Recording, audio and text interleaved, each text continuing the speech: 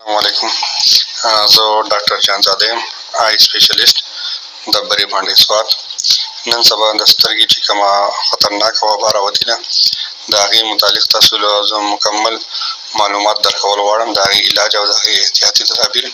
نو تاسو مهرباني وکړئ دا میسج په خپل ګروپ کې خپل ټولو ملګرو ته شیر کړئ چې تاسو ته ډېره فایده وشي او ماشومان او زموږ د کور خلک د دې نه بچ پاتې شي. دا د اشوبي چشم دی. د اشوبي چشم څه شی دی؟ دې ته اډینووایرل کنجکټیوایټس ویلی شي. دا یو وبا ده چې د یو نه بل ته ډېره زر لګي او سترګې دې خرابېږي. دا شروع شوه په کراچۍ کې وه، د هغې نه بعد پنجاب ته راغله او نن سبا زموږ KPK کې هم ډېر مریضان د دې نه متاثره دي. د دې علامات څه دي تاسو به څنګه پیژنئ؟ په دې کې د ټولو نه اول سترګه دې وسره شي او بیا د هغې نه بعد بله سترګه هم سره شي، تکه سره وي، سترګه خارښ کوي، اوبه ترې ډېرې زیاتې راځي او درد هم کوي. کله ناکله په دې کې د غوږونو په خوا کې کومې دانې هغه هم وپړسېږي او درد بیا هم کولی شي.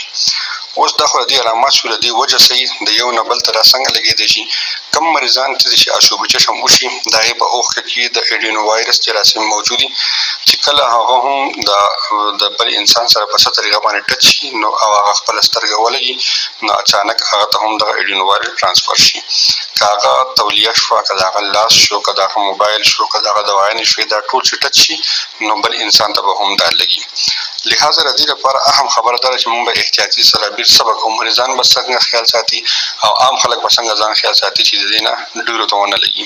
نمبر 1 خبره خو دا ده، دا د کورونا په شانتې وایرس دی، د یو نه بل ته لګي. نو ښه خبره دا ده چې کوم کس ته دا بیماري وشوه چې هغه کمپلیټ ځان جدا کړي، خپله کمره جدا کړي، خپله تولیه جدا کړي، خپل صابون جدا کړي، خپلې دواګانې جدا کړي. ټیک ته موبایل هم چا نه ورکوي، لاس چا سره نه میلاوي، ځکه چې د لاس ته میلاوېدو نه ډېر زیات بل ته لګي.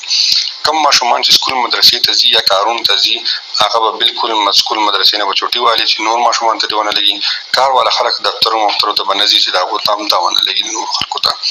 غټه خبره پکې دا ده تورې چشمې دې هم استعمالوي او موبایل استعمال ډېر کم کړي، ولې ځکه موبایل به دا واړه هم رالي، په کور کې به یې زنانه هم رالي او خو ته به دا کېږي. اوس په راشو علاج حوالې سره، علاج د دې ډېر ساده دی، خو دې کې داسې کېږي چې دا په خپله ختمېږي، لکه 15-20 ورځې بعد یا 10-12 ورځې بعد دا په خپله هم ټیک کېږي. په دې کې پکار ده چې د تکلیف کمېدو لپاره مریض بار بار خپلې سترګې یخې د واوري، یخې اوبه پورې نیسي، هغه کپړه پورې نیسي. د هغې نه علاوه د دې خپل ټکي دي او ملهم هم دي، هغه به کوشش وکړي چې تاسو ته کوم نږدې آی سپیشلیسټ موجود دي هغه سره چیک اپ هم وکړي او د هغه نه دوايانې تاسو استعمال شروع کړئ او زیاتې غلطې دوايانې استعمال نه شي په دې کې. ټیک شو. د هغې نه علاوه به بیا کوشش کوئ چې د دوايي د اخیستو نه مخکې وروسته لاس ورسره ومینځلی شي. د ټول نه ډینجر خبره په دې کې دا ده چې زموږ عام خلک چې سترګې خوږ شي نو فوراً یو میډیکل سټور ته لاړ شي او هغه والا د 15-20 روپیو سټیراید ټکي او ملهم ورکړي.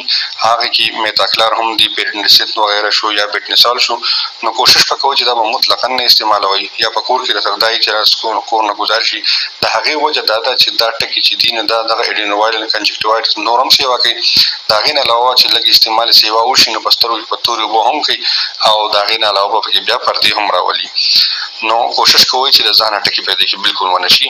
او د دې بیماري نقصانات څه دي؟ سترګې ته نقصان ورکولی شي که نه شي ورکولی، نظر ختمولی شي که نه شي ختمولی. نو هفته نیمه بعد په دې سترګه کې مخامخ چې کومه کاکۍ ده د اډینووایرل کنجکټیوایټس د وجې نه دا مخامخ کاکۍ کې تور داغونه لګي، هغه بیا نظر کمولی شي. نو احتیاط ډېر ضرور دی. د هغې نه علاوه کله ناکله پکې بیکټیریل کنجکټیوایټس هم وشي. نو دا میسج د کاري خیر دپاره دی، تاسو یې ټول شیر کړئ چې خلکو ته فایده وشي.